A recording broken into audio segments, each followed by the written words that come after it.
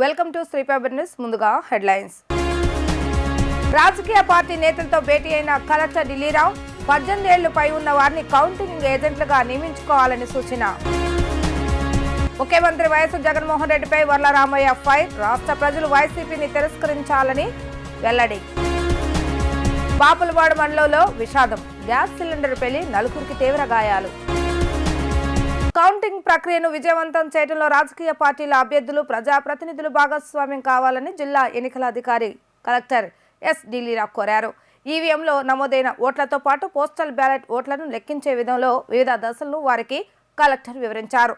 18 ఏళ్లు ఆపై ఉన్న వారిని కౌంటింగ్ ఏజెంట్లుగా నియమించుకోవాలని సూచించారు.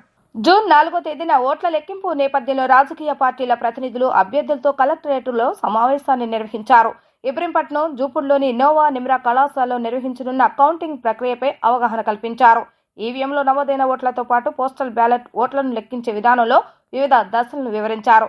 కౌంటింగ్ ఏజెంట్ల నియామకానికి సంబంధించి అర్హతలు, కౌంటింగ్ హాల్లో ప్రవర్తన నియమావళి, గోప్యత పాటించడం, కౌంటింగ్ హాల్ లేఅవుట్ తదితరులతో పాటు వివిధ ఫారాల సమాచారం గురించి తెలియజేశారు. 18 ఏళ్లు ఆపై ఉన్నవారికి కౌంటింగ్ ఏజెంట్లు నియమించుకోవాలని సూచించారు. కౌంటింగ్ టేబుళ్ల సంఖ్య ఆధారంగా ఏజెంట్లను నియమించుకోవచ్చని తెలిపారు. ఉదయం 8 గంటలకు కౌంటింగ్ ప్రక్రియ ప్రారంభమవుతుందని, 7 గంటలకల్లా ఏజెంట్లు హాజరు కావాలని సూచించారు. పోలింగ్ స్టేషన్లకు సంబంధించి ఓట్ల లెక్కింపునకు ఒక్కో నియోజకవర్గానికి 14 టేబుళ్లు చొప్పున ఏర్పాటు చేస్తున్నట్లుగా వెల్లడించారు. కౌంటింగ్ కేంద్రంలోకి మొబైల్ ఫోన్లు అనుమతి లేదని, ఒకవేళ ఎవరైనా తీసుకొస్తే వాటిని భద్రపరచడం కోసం నియోజకవర్గాల వారీగా ప్రత్యేక కలెక్షన్ పాయింట్లు ఏర్పాటు చేస్తున్నట్లుగా వివరించారు. కౌంటింగ్ ఏజెంట్ల నియామక పత్రాన్ని, గుర్తింపు కార్డును రిటర్నింగ్ అధికారికి చూపించిన తర్వాత కౌంటింగ్ హాల్లోకి అనుమతిస్తామని స్పష్టం చేశారు. కౌంటింగ్ హాల్లో ఖచ్చితమైన క్రమశిక్షణ పాటిస్తూ రిటర్నింగ్ అధికారికి సహకరించాలని కోరారు. ఆంధ్రప్రదేశ్ ముఖ్యమంత్రి జగన్ ప్రభుత్వ సలహాదారు సజ్జల రామకృష్ణారెడ్డిపై తెలుగుదేశం పార్టీ పాలిట్ బ్యూరో సభ్యులు వర్ల రామయ్య తీవ్ర విమర్శలు చేశారు. రాష్ట్ర ప్రజలు వైసీపీని తిరస్కరించారని, జూన్ 4వ తేదీన ఆ విషయం తెలుస్తుందన్నారు. సజ్జల రామకృష్ణారెడ్డికి ఏమీ తెలియదని, అన్నీ తెలుసని బిల్డప్ ఇస్తారని విమర్శించారు. వెబ్ కాస్టింగ్ పరిశీలించేది ఎన్నికల సంఘం అని వర్ల రామయ్య స్పష్టం చేశారు. వెబ్ కాస్టింగ్ కు చంద్రబాబు నాయుడుకు ఏ సంబంధం ఉంటుందని ప్రశ్నించారు. ఈ మేరకు వర్ల రామయ్య మంగళగిరిలోని టీడీపీ రాష్ట్ర కార్యాలయంలో జరిగిన విలేకరుల సమావేశంలో మాట్లాడుతూ మాచర్లో పిన్నెల్లి రామకృష్ణారెడ్డికి ఘోర పరాజయం తప్పదని ఆరోపించారు. మాచర్ల ప్రజలు స్వేచ్ఛ కావాలని అనుకుంటున్నారని గుర్తు చేశారు. పిన్నెల్లి సోదరుల కబంధ హస్తాల నుంచి మాచర్ల ప్రజలకు విముక్తి కలగనుందని వివరించారు. మాచర్లో రిజిస్టర్ అయిన ప్రతి కేసులో పిన్నెల్లి బ్రదర్స్ ఏవన్నగా అని పేర్కొన్నారు. పోలీసులు కేసులను సరిగా విచారిస్తే మాచర్ల సోదరులు ఏవన్నవుతారని స్పష్టం చేశారు. ఓడిపోతామన్న వైసీపీ నేతలకు అర్థమైందని వర్ల రామయ్య వివరించారు. ఆ పార్టీ నేతలు బయటకు రావటం లేదని వివరించారు. లండన్ వెళ్లిన సీఎం జగన్ తిరిగి వస్తారో రారో అని సందేహం వ్యక్తం చేశారు. తమ అధినేత చంద్రబాబు నాయుడు మాత్రం అమెరికా నుంచి తిరిగి వస్తారని తేల్చి చెప్పారు. జగన్ లండన్ వెళ్లే సమయంలో వైసీపీకి 144 సీట్లు వస్తాయని చెప్పారట. అబద్దాలు చెప్పి మసిపూసి మారేడుకాయ చేయాలని సజ్జల రామకృష్ణారెడ్డి అనుకుంటున్నారని మండిపడ్డారు. రాష్ట్రంలో వైసీపీని ప్రజలు తిరస్కరించారని ఆ పార్టీ నేతలకు అర్థమైందని, కొన్ని సెంటర్లో కౌంటింగ్ రోజున ఏజెంట్లుగా వెళ్లేందుకు ముందుకు రావటం లేదని వర్ల రామయ్య గుర్తు చేశారు. అందుకన్నాను అవగాహన రాహిత్యుడు అతను సజ్జల రామకృష్ణారెడ్డి. అతనికి ఏమీ తెలీదు, తెలిసినట్టుగా ఒక మేధావిలాగా ఒక సృష్టిస్తాడు ఎదురు వాటి అందరికీ. వెబ్ కాస్టింగ్ ఎవరి కంట్రోల్లో ఉంటుంది? ఎలక్షన్ కమిషన్ కంట్రోల్లో ఉంటుంది. దాన్ని ఎవరు సూపర్వైజ్ చేస్తారు? జిల్లాల్లో డిస్ట్రిక్ట్ కలెక్టర్స్ చూస్తున్నారు, నియోజకవర్గాల్లో ఆర్ఓస్ చూస్తారు. ఆర్ఓలు అంటే జాయింట్ కలెక్టర్, సీనియర్ ఆఫీసర్లు, ఆర్డీఓలు ఆ స్థాయిలో ఉంటారు. వాళ్ళందరూ ఎవరు? మీరు పోస్ట్ చేసిన వాళ్ళు కాదా? కలెక్టర్లందరూ, జాయింట్ కలెక్టర్లందరూ మీరు పోస్ట్ చేసిన వాళ్ళు కాదా? పీఓలందరూ మీరు పోస్ట్ చేసిన వాళ్ళు కాదా? మా మీద పడి ఏడుస్తారేమో బుద్ధి లేకుండా, సిగ్గు లేకుండా. చంద్రబాబు గారు ఎట్లా మీటాలు నొక్కుతారయా? బటన్స్ చంద్రబాబు నొక్కుతున్నట. మీరేదో బటన్లు నొక్కారని ఈయనకెందుకు ఆ నొక్కుడు కార్యక్రమం పెడతారు? వెబ్ కాస్టింగ్కి ఈయనకేం సంబంధం? వెబ్ కాస్టింగ్కి ఈయనకేం సంబంధం? అంటే మీ ఇష్టం వచ్చినట్టుగా మీ బ్లూ పత్రికల్లో, నీలి పత్రికల్లో వ్రాస్తే అది జనం నమ్మాలా?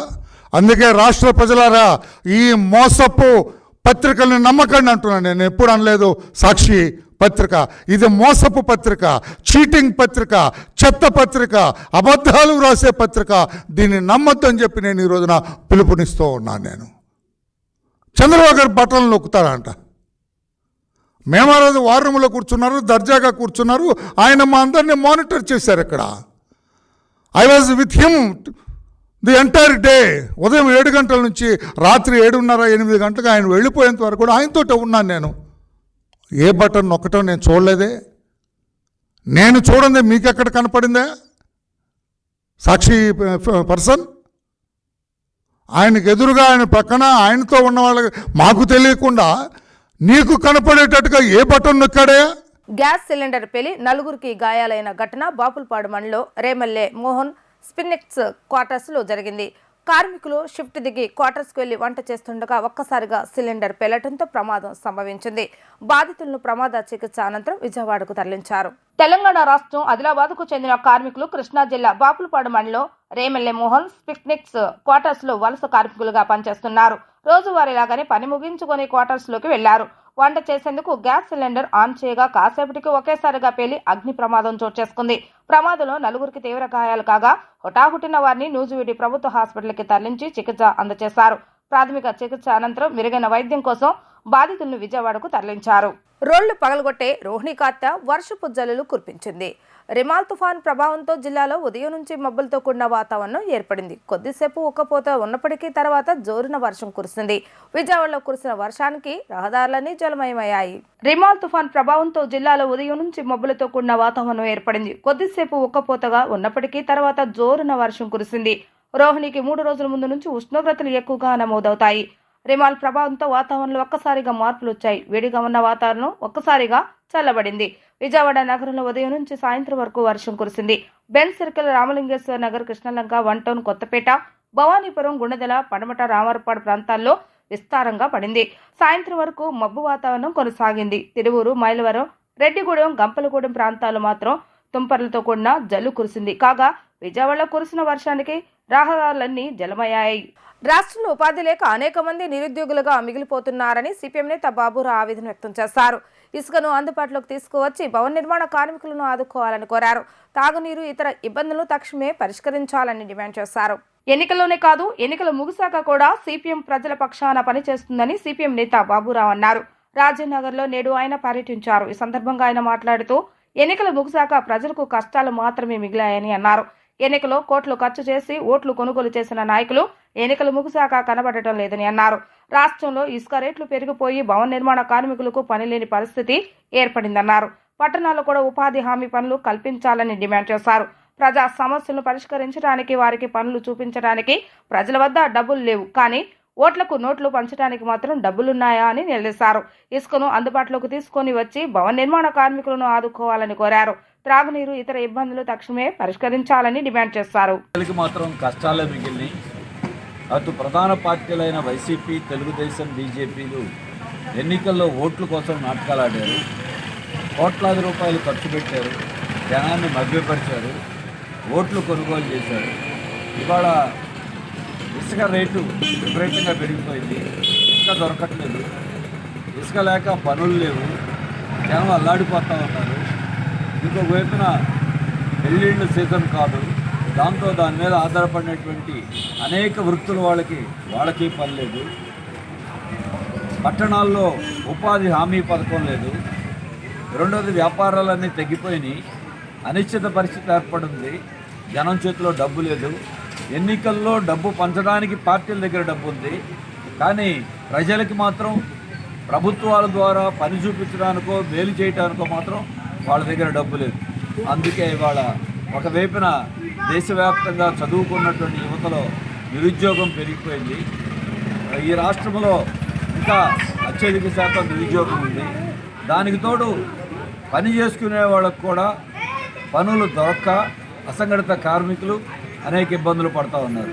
అందుకే ఈ రోజున పట్టణాల్లో ఉపాధి హామీ పథకం ప్రవేశపెట్టడమే కాదు, ఇసుకని ఇవాళ అందుబాటు ధరలోకి తీసుకొచ్చి భవన నిర్మాణ రంగాన్ని కానీ, వాణిజ్య రంగాన్ని కానీ, అటు ఆటోమొబైల్ కానీ, మోటార్ రంగం కానీ వాటిల్ని మళ్ళీ పునరుద్ధరించకపోతే, వాటిని ప్రోత్సాహం ఇవ్వకపోతే ప్రజలకి పనులు లేక, ఉపాధి లేక అల్లాడిపోయి ఈ స్థితిని మార్పు చేయాలి.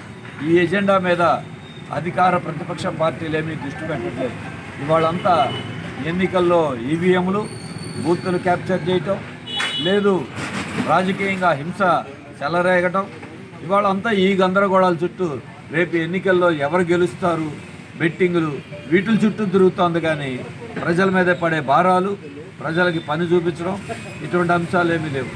దానికి తోడు పారిశుద్ధ్య పరిస్థితి దిగజారిపోయింది, కలుషితమైన నీళ్ళు వస్తూ ఉన్నాయి. వీటి మీద ఫిర్యాదులు చేసినా జనానికి పట్టించుకునే నాదులు లేవు. సిఎస్ జవహర్ రెడ్డి పంపిన ప్రతిపాదనలు ఎన్నికల కోడ్కు విరుద్ధంగా ఉన్నాయని మాజీ మంత్రి దేవినేని ఉమామహేశ్వరరావు అన్నారు. అడ్డగోలుగా లిస్టు తయారు చేసి సొంత జిల్లాల వారికి పదవులు కట్టబెట్టేందుకు ప్లాన్ చేస్తున్నారని విమర్శించారు.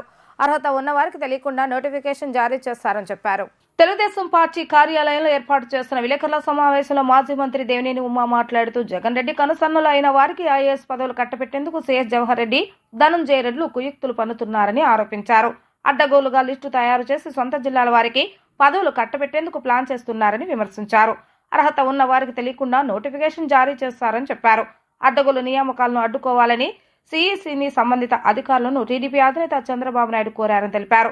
భోగపురంలో ఎన్నికల ఫలితాలకు ముందే పేదల భూములు కొట్టేసేందుకు ప్లాన్ చేస్తారని ఆరోపణలు చేశారు. రాష్ట్రంలో రక్తపాతానికి సిఎస్ జవహర్ రెడ్డి, ధనంజయ రెడ్డిలు వారి డైరెక్షన్లో నడిచిన అధికారులే కారణమన్నారు. ఏదో ఒక విధంగా ఈ తతంగం అంతా కూడా పూర్తి చేసి తాను అనుకున్న వ్యక్తులకి కన్ఫర్డ్ ఐఏఎస్ పదవులు కట్టబెట్టడానికి జవహర్ రెడ్డి పడిన ఆత్రాన్ని ఇవాళ మీడియా ప్రశ్నిస్తూ ఉంటే ముఖ్యమంత్రి కార్యాలయం నుంచి స్పందన లేదు, సిఎస్ జవహర్ రెడ్డి నుంచి స్పందన లేదు. అడ్డగోలుగా కన్ఫర్డ్ ఐఏఎస్ ప్రక్రియని మీడియా ఘోషిస్తూ ఉంటే ఎందుకు మీరు నోరు తెరవలేకపోతున్నారు? నోటిఫికేషన్పై గోప్యత ఎందుకు? గడువు ఎందుకు తక్కువ పెట్టారు? ఆగమేఘాల మీద జాబితా ఎందుకు రెడీ చేశారు? దరఖాస్తులు స్క్రూటినీ కూడా ఎందుకు సవివరంగా చేయలేదు? పాత జాబితాలో ఉన్న పేర్లు మళ్ళీ ఎందుకు పెట్టారు? ఎన్నికల కోడ్ ముందే ఎందుకు హడావుడిగా కన్ఫర్మ్ చేసేసుకోవాలి, అన్నీ కన్ఫర్మ్ చేసుకోవాలని ఎందుకు ఇంత ఆరాటం పడ్డారో సిఎస్ జవహర్ రెడ్డి రాష్ట్ర ప్రజలకి చెప్పాలి. అస్మదీయుల కోసం ఇంత అడ్డగోలుగా ఇంత ఆత్రంగా చెయ్యాలా అని చెప్పి నేను జవహర్ రెడ్డిని ప్రశ్నిస్తూ ఉన్నాను. ముఖ్యమంత్రి మరి ఈ ఆపద్ధర్మ ముఖ్యమంత్రి కనుసన్నల్లో జగన్ నాటకంలో లండన్లో ఉన్న ఆయన ఆదేశాల మేరకు స్వామి భక్తి ప్రకటిస్తూ ఉన్న సిఎస్ జవహర్ రెడ్డి దీని మీద ప్రజలకు సమాధానం చెప్పాలి, సంజాయిషి చెప్పాలి. సిఈసి దీన్ని చర్యలు తీసుకోవాలని చెప్పి కూడా మేము కోరుతున్నాం. ఈరోజు జాతీయ అధ్యక్షులు నారా చంద్రబాబు నాయుడు గారు కూడా ఇవాళ ఎవరైతే అధికార యంత్రాంగం secretary department of personal and training government of ఇండియాలో వారికి ఉత్తరం రాశారు. అట్లాగే చీఫ్ ఎలక్షన్ కమిషన్కి న్యూఢిల్లీకి ఉత్తరం రాశారు. అట్లాగే Avinash Kumar principal secretary AP in-charge ఏదైతే ఎలక్షన్ కమిషన్ విధులు చూస్తూ ఉన్నారో ఆయనకు కూడా ఈ ఉత్తరం రాయడం జరిగింది. ఉపాధి హామీ అధికారులపై ఎంక్వైరీ చేయాలని ఉపాధి హామీ కూలీలు పట్టుబట్టారు. తమ కూలీ ఇవ్వకుండా కాలయాపన చేస్తున్నారని మండిపడ్డారు.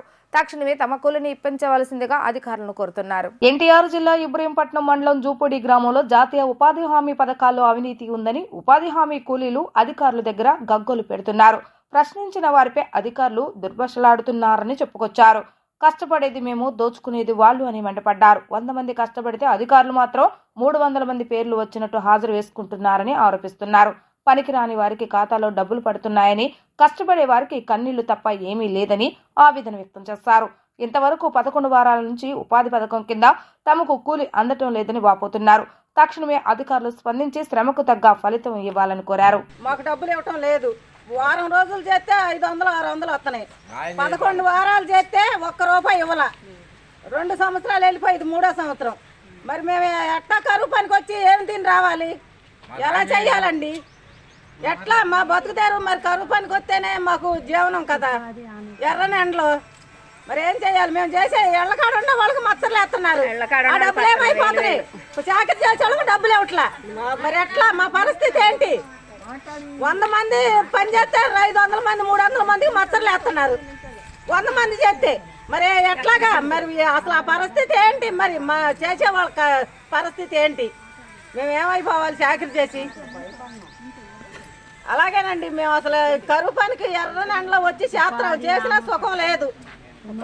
ఎట్లాగా ఉపాధి హామీ పథకం అని మేము వస్తున్నాము.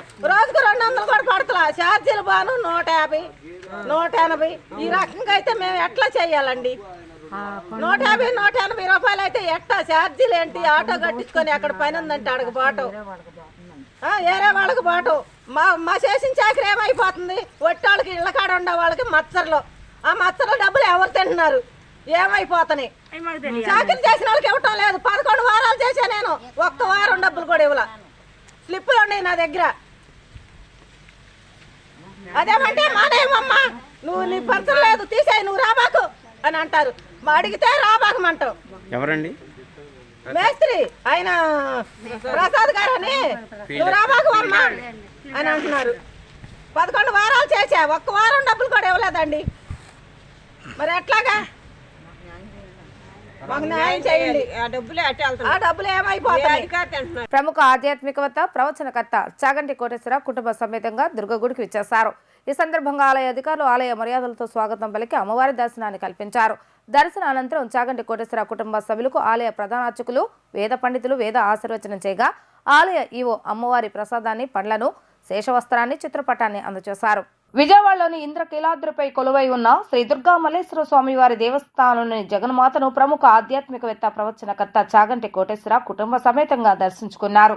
శ్రీ దుర్గా మల్లేశ్వర స్వామి వారి దేవస్థానంకు ప్రముఖ ఆధ్యాత్మిక ప్రవచనకర్త బ్రహ్మశ్రీ చాగంటి కోటేశ్వర కుటుంబ సభ్యులతో రాగా ఆలయ కార్యనిర్వహణాధికారి కెఎస్ రామారావు మంగళ వాయిద్యాల నడుమ ఆలయ మర్యాదలతో స్వాగతం పలికి అమ్మవారి దర్శనాన్ని కల్పించారు. అనంతరం వీరికి ఆలయ ప్రధాన అర్చకులు వేద పండితులు వేద ఆశీర్వచనం చేయగా కార్యనిర్వహణాధికారి కెఎస్ రామారావు అమ్మవారి ప్రసాదాన్ని, పండ్లను, శేషవస్త్రాన్ని, చిత్రపటాన్ని అందజేశారు. శ్రీ కనకదుర్గ వైభవం పుస్తకం గురించి ఈవో చాగంటి వారికి వివరించారు. అనంతరం వీరు శ్రీ మల్లేశ్వర స్వామి వారి ఆలయాన్ని, శ్రీవల్లి దేవసేన సమేత సుబ్రహ్మణ్య స్వామి వార్ల ఆలయమును దర్శించుకున్నారు.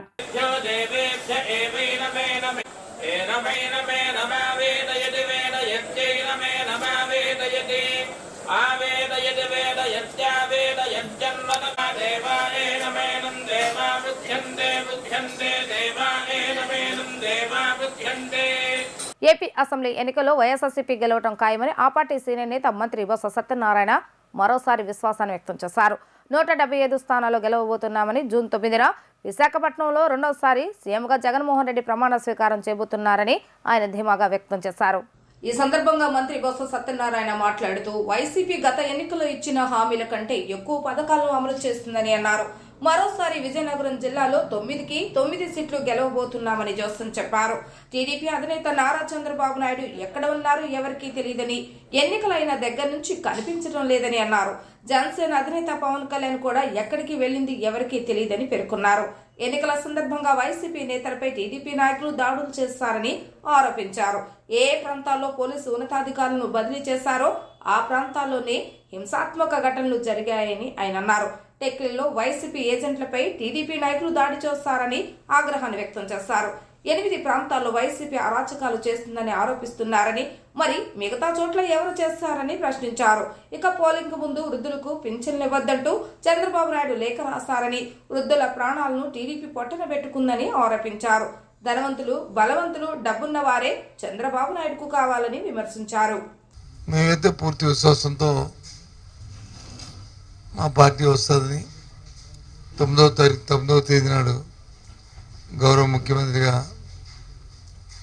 మళ్ళీ జగన్మోహన్ రెడ్డి గారు విశాఖపట్నంలో ప్రమాణ స్వీకారం చేస్తారు. సమయం తేదీని కూడా నిర్ణయించాం. మీరు అడగచ్చు, ఏంటి సార్ అంతా నమ్మకమని. ఎస్, 5 సంవత్సరాలు ఏదైతే ప్రజలతో మమేకమై ప్రజా అవసరాలు ఏమున్నాయో వాటికి అనుగుణంగా వారి జీవన ప్రమాణాలు పెరిగే విధంగా చేసిన ప్రతి కార్యక్రమం, తీసుకున్న ప్రతి నిర్ణయం వారి తాలూకా ఆర్థిక పరిస్థితి మెరుగుపడమే కాకుండా సమాజంలో, సంఘంలో ఒక గౌరవాన్ని కూడా ప్రతి సామాన్య పౌరుడికి వచ్చింది. ముఖ్యంగా మహిళలకి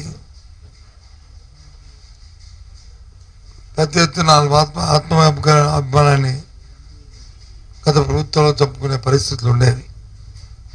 ఇప్పుడు వాళ్ళకి ఆ పరిస్థితులు లేకుండా ఆత్మాభిమానం పెంపొందించుకుంటూ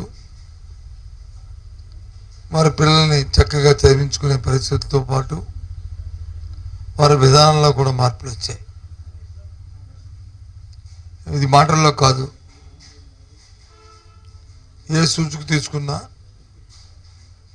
అన్ని సూచికలు కూడా ఇంతకుముందు దేశంలో 17-18 స్థానాలు ఉన్న జీడిపి కానీ పర్ క్యాపిటల్ ఇన్కమ్ కానీ లేదు పావర్టీలో ఉన్న రిలేషన్ కానీ అన్నీ కూడా ఇప్పుడు 3-4-5 స్థానాల్లోకి రాష్ట్రం రావడం అనేది గొప్ప పరిణామం, గర్వకారణం కూడా రాష్ట్రానికి. ముఖ్యంగా ఇంట్లో విద్య, వైద్యం ఈ రెండు ఒక మార్పులు తీసుకొచ్చాం, పెద్ద మార్పులు తీసుకొచ్చాం, విప్లవాత్మకమైన మార్పుల్ని, రిఫార్మ్స్ జరిగినాయి. ఆ రిఫార్మ్స్ మామూలు రిఫార్మ్స్ కాదు, అవి రెవల్యూషనరీ రిఫార్మ్స్ అవి జరుగుతున్నాయి. అవి కొనసాగాలంటే అలాగే జరుగుతున్న 5 సంవత్సరాల పరిపాలనని చూసి ఈ విధానాలు కొనసాగాలంటే వైఎస్ఆర్సీ పార్టీకి ఓటిమ్మని, జగన్మోహన్ రెడ్డి మళ్ళీ ముఖ్యమంత్రి చేయమని కోరాం. వార్తలు ముగించే ముందు హెడ్లైన్స్ మరొకసారి. రాజకీయ పార్టీ నేతలతో భేటీ అయిన కలెక్టర్ ఢిల్లీరావు 18 ఏళ్లు పై ఉన్న వారిని కౌంటింగ్ ఏజెంట్లుగా నియమించుకోవాలని సూచన. ముఖ్యమంత్రి వైఎస్ జగన్మోహన్ రెడ్డిపై వర్లరామయ్య ఫైర్, రాష్ట్ర ప్రజలు వైసీపీని తిరస్కరించాలని వెల్లడి. బాపులవాడ మండలంలో విషాదం, గ్యాస్ సిలిండర్ పేలి 4 తీవ్ర గాయాలు. ఇవి ఈరోజు వార్తా విశేషాలు. మరలా 3 ప్రసారం వార్తలు మళ్ళీ కలుద్దాం. అంతవరకు సెలవు, నమస్కారం.